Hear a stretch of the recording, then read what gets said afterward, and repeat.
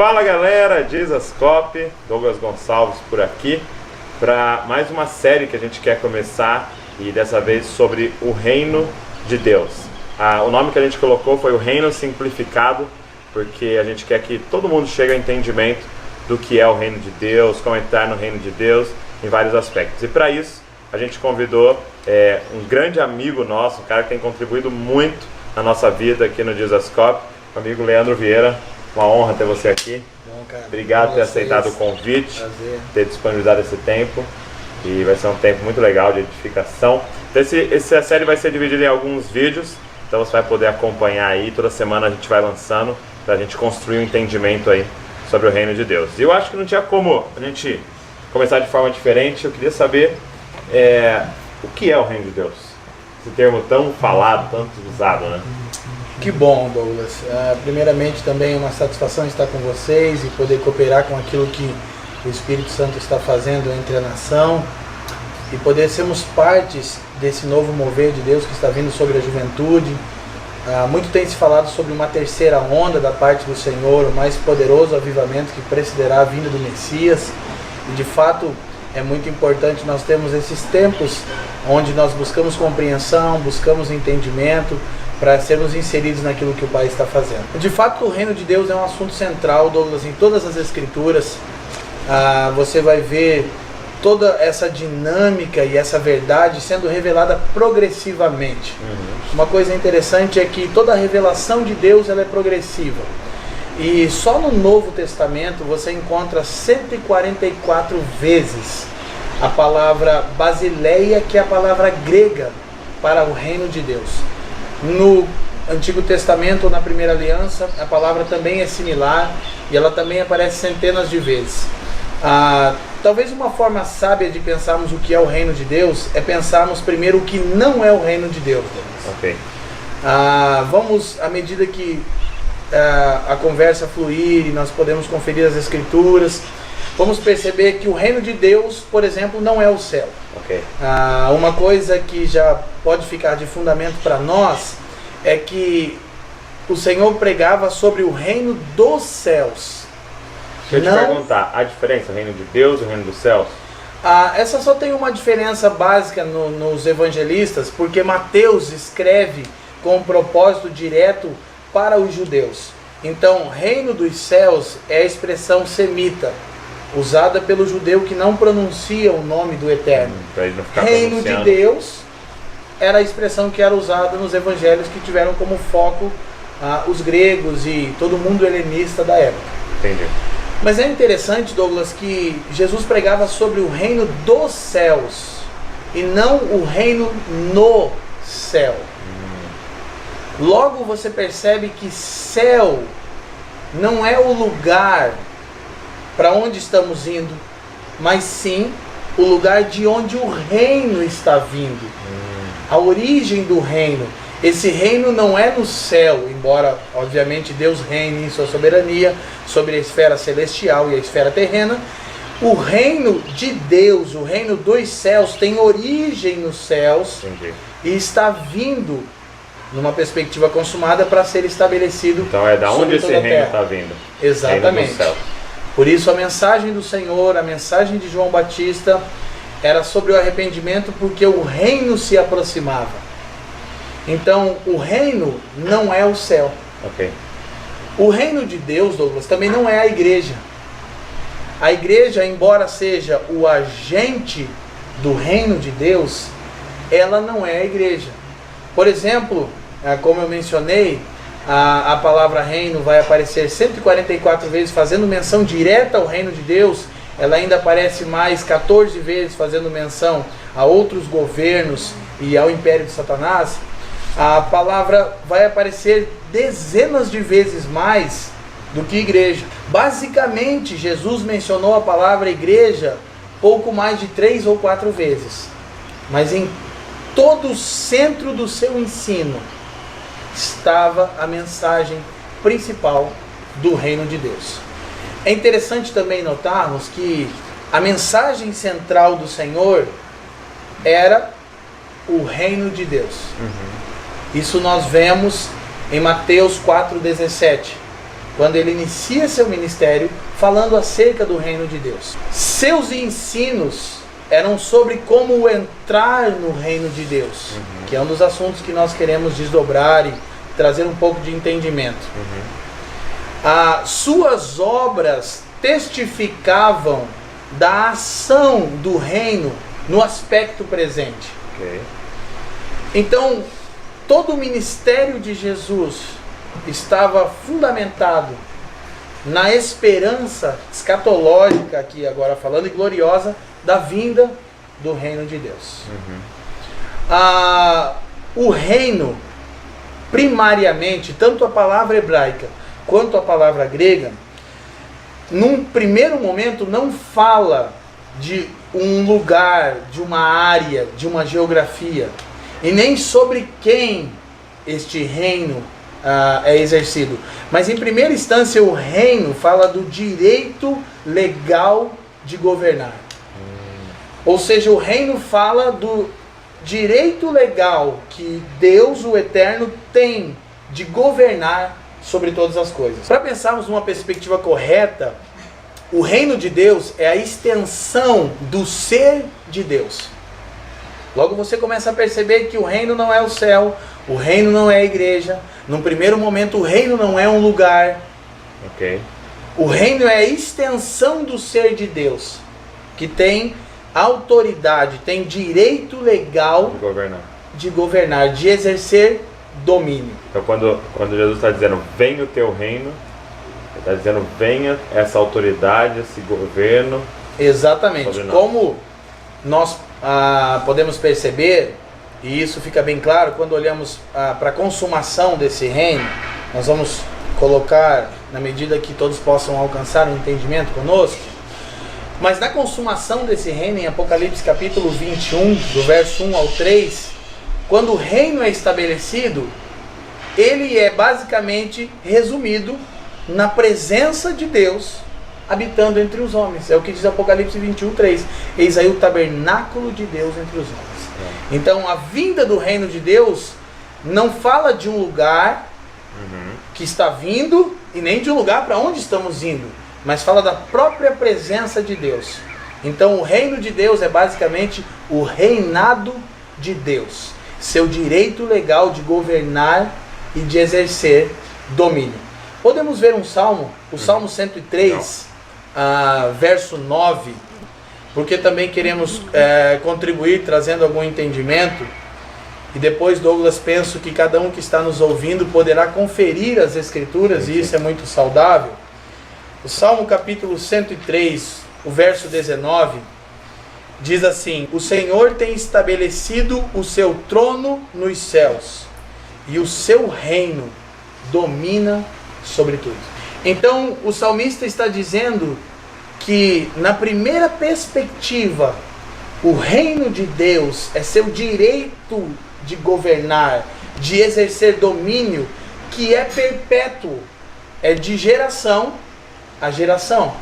Mas nós vamos olhar com bastante clareza pelas Escrituras que o reino de Deus é também o domínio redentor de Deus, ativando dinamicamente entre os homens com o propósito de estabelecer o reino da perspectiva realizada. Nós vamos ver que o reino, ele é inaugurado pelo Senhor, ele tem uma dimensão que opera até os nossos dias, e ele será realizado na segunda vinda ou no aparecimento do Messias, conforme as Escrituras ensinam. Uma parábola que o Senhor contou, Douglas, que nos ajuda a entender essa primeira perspectiva, esse fundamento de o reino como o direito legal de governar e exercer domínio, é também Lucas capítulo 19. Eu gostaria de ler. Tem um contexto, e nós vamos direto para aquilo que nos interessa agora, mas isso vai contribuir para uma clareza muito interessante para nós. Lucas capítulo 19, a partir do verso 11, ele conta uma parábola, e eu quero ler só o versículo 12, para sermos bem objetivos. E diz assim: disse, pois, certo homem nobre partiu para uma terra remota, a fim de tomar para si um reino e voltar depois. O que essa parábola nos ensina? Ele está fazendo menção ao seu próprio trabalho, e aqui nós temos uma resposta interessante, o porquê na primeira vinda o Senhor se manifestou como o cordeiro que havia de ser imolado, para que o reino de Deus fosse inserido, não na perspectiva que os judeus aguardavam. É isso que eu ia te perguntar, eles já esperavam um rei que já viesse para dominar.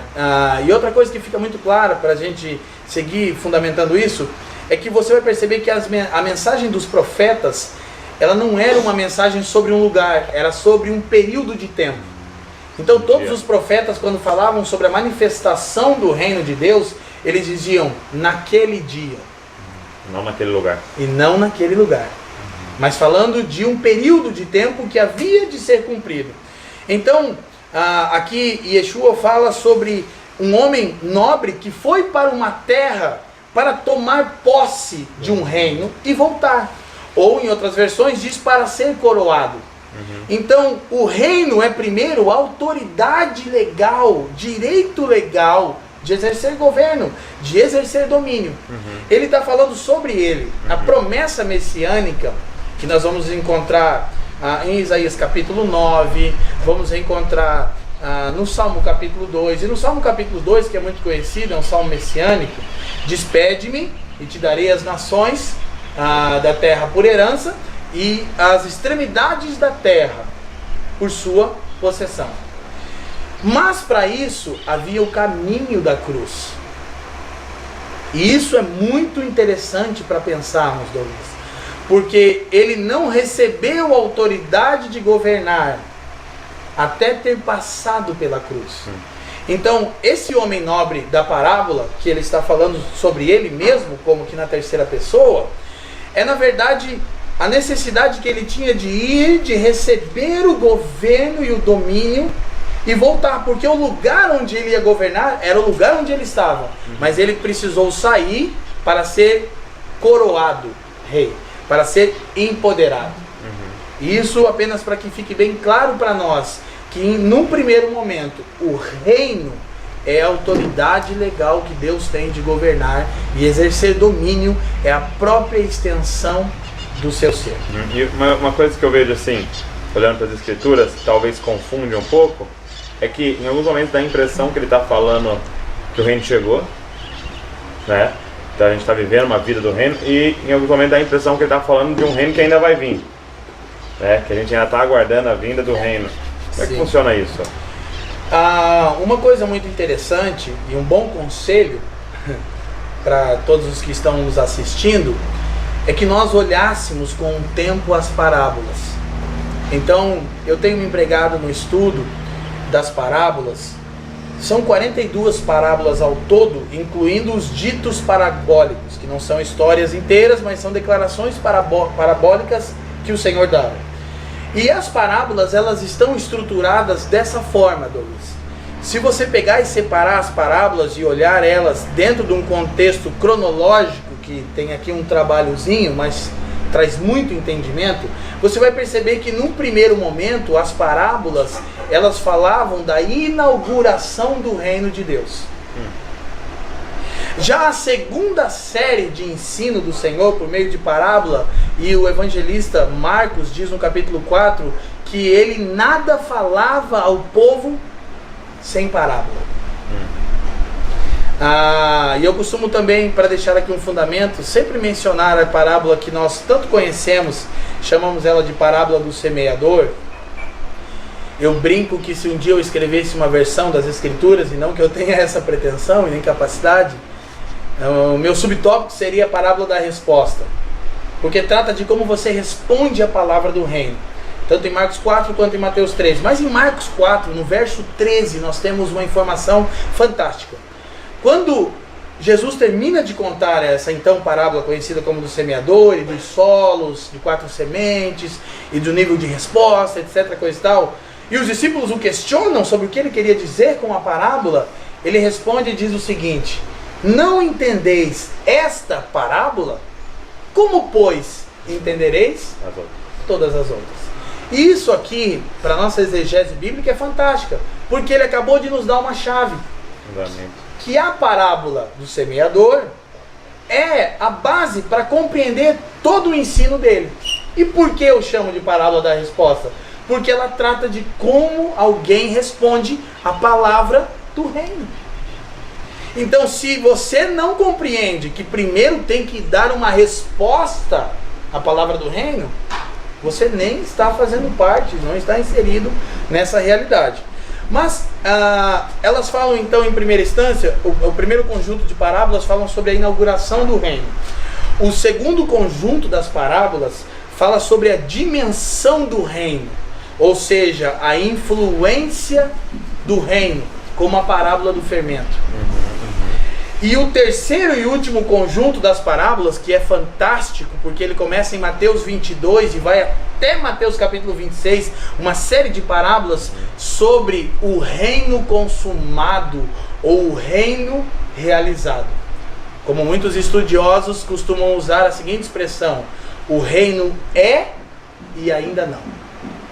Então, eu queria olhar com vocês três textos, Douglas. São Marcos capítulo 1.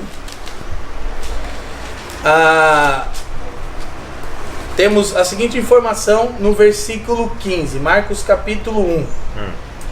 Diz: e dizendo, o tempo está cumprido e o reino de Deus está próximo.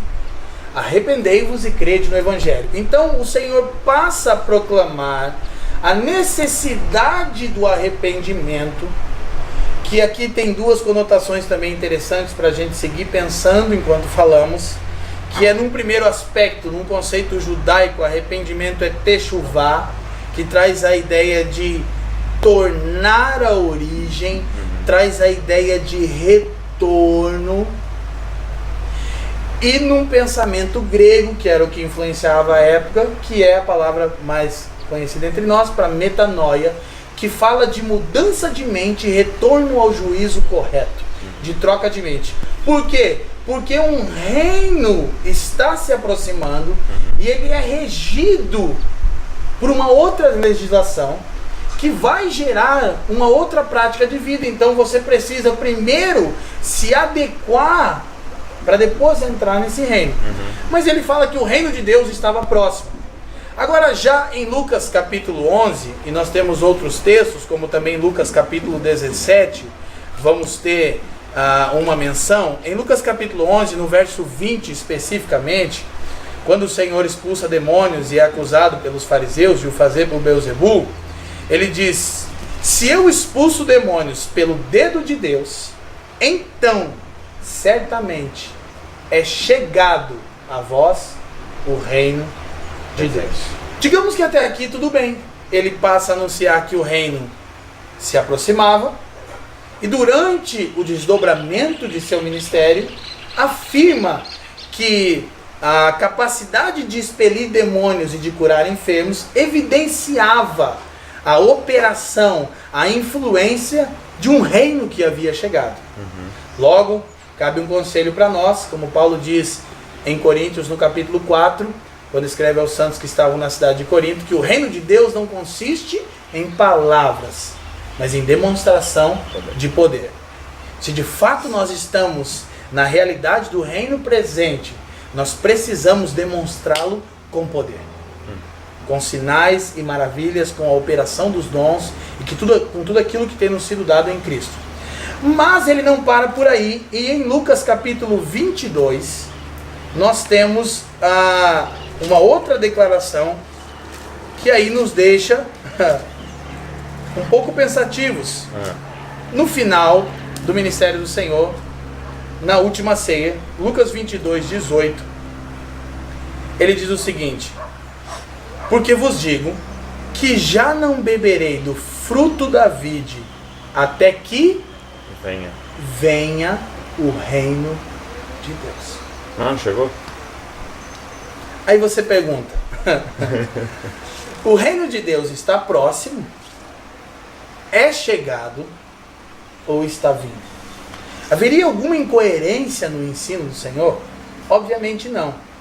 Mas a nossa compreensão, ela de fato precisa ser iluminada pelo Espírito Santo, e nós precisamos de espírito de sabedoria e revelação, tanto temos buscado e orado por isso, a fim de que os nossos olhos sejam abertos e possamos compreender essas verdades aqui apresentadas pelo Senhor. O reino de Deus, ele tanto está próximo, quanto opera entre nós, quanto está vindo. Porque ele é eterno, presente e vindouro. Ele é eterno da perspectiva que, por exemplo, nós olhamos o salmista no Salmo 103, como temos no Salmo 45, como temos no Salmo 145, e uma infinidade de declarações por todas as Escrituras que o domínio de Deus, o seu reino, seu direito legal de governar, se estende de uma eternidade a outra eternidade. Então, este reino que é eterno estava se aproximando deste mundo. Era o que ele passa a anunciar. E quando ele então é empoderado pelo Espírito no batismo, ele passa agora a mostrar uma dimensão eficaz do reino. Ele passa agora a demonstrar realidade espiritual, mostrando que o reino, que ainda não é pleno, já se manifesta sobre aqueles a quem Deus governa em seus corações. Invadiu, né? Exatamente. O reino de Deus, ele invadiu a presente era. Ele invadiu o nosso tempo. Então, ainda nós podemos ver nas Escrituras como isso é interessante, mas vamos deixar aqui ainda um fundamento. Então, uma vez que entendemos que o reino é o reinar de Deus, depois nós entendemos que não faria sentido se não houvesse sobre quem, como e onde ele reinar. E até mesmo um porquê ele reina. E essas perguntas são respondidas, Douglas, na estrutura do que é um reino. Todo reino tem um rei, súditos, leis, um lugar e uma ordem. O rei é o eterno soberano. O rei é Adonai. Ok? Os súditos são todos aqueles que se submetem ao seu governo. As leis são os princípios e valores que regem o reino de Deus e que, se cabe a palavra simplificado, porque eu acho que é de grande riqueza, Douglas, o Sermão do Monte é o mais poderoso e abrangente de todos os ensinos de Jesus. Você encontra as leis, os princípios, os valores que movem o reino de Deus. E esse reino que hoje é presente no coração dos homens, ele terá jurisdição, um lugar sobre toda a terra. Sobre toda a terra. Então, rei, súditos, leis, um lugar, e ele visa estabelecer justiça, que é a ordem do reino. A etimologia da palavra justiça em hebraico é tzedek, significa posição correta, ordem original. Então, essa atuação do reino de Deus visa trazer sua justiça, que é trazer ordem ao caos que o pecado gerou. Assim como vemos em Gênesis capítulo 1, quando o reino de Deus traz ordem ao caos. Então agora nós estamos novamente numa esperança escatológica, que esse reino que é eterno, de geração a geração, que é presente, ele é experimentado por aqueles que se submetem. E a clareza que ele é experimentado são as bênçãos do reino, como Paulo diz em Romanos 14, 17, que o reino de Deus não é comida nem bebida, mas é justiça, paz e alegria no Espírito Santo. E é também a operação do poder. E isso é muito fantástico para pensarmos nessa dinâmica onde a igreja ela entra nessa dinâmica. Mas já vamos chegar lá. Então eu quero basicamente deixar esse primeiro fundamento para que entendamos o que é o reino de Deus e o que não é o reino de Deus. Então, resumindo, essa nossa primeira aula sobre o reino simplificado, o que é o reino de Deus? O reino de Deus é o direito legal de governar, de exercer domínio e a extensão do ser de Deus. E se você está gostando desse vídeo, se esse conteúdo está sendo relevante para você, eu pedi ao pastor Leandro nos falar de um livro que é base de tudo isso. E ele indicou o Evangelho do Reino. Boa parte daquilo que a gente está comentando aqui está nesse livro e talvez até um pouco mais aprofundado em alguns assuntos. Eu li, é muito bacana, é muito relevante, vai abençoar muito sua vida. Se você gostou dessa série, curte aí, deixa um comentário o que você está achando, talvez alguma contribuição daquilo que você já aprendeu. Também compartilha e se inscreve no nosso canal. Deus abençoe você e não se esqueça, você é uma cópia de Jesus. Até o próximo vídeo.